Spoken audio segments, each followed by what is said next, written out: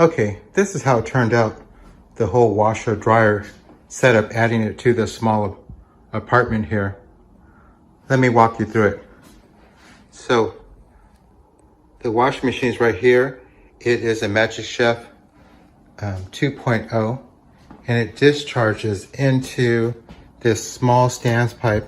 It's about 12 inches long, but it's the right height from the floor, and it's not, it's 40 inches from the floor here. Then it goes to a P-trap, and then this air admittance valve. I have a rolling kitchen cart right there. Pretty handy. Then I just have it running on the outside of my wall, and then down, and there's a hole in the base cabinet right there. I ran my PEX along the floor because I didn't want, if there was a water leak, I didn't want it running over the electrical behind my oven.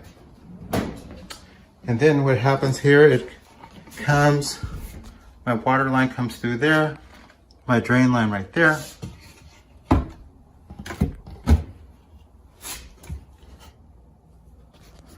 Then my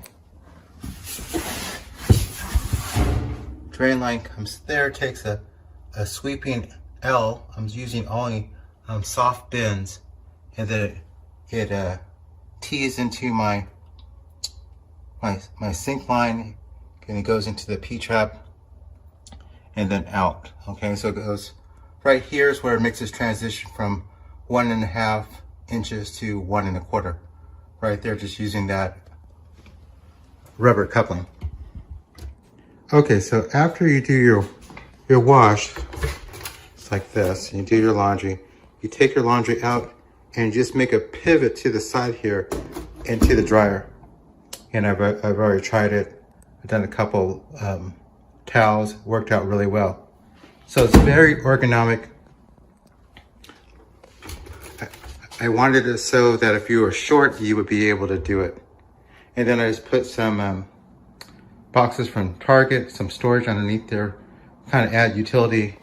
There's extra storage underneath that kitchen cart, the oven, and then the sink. Worked out really well.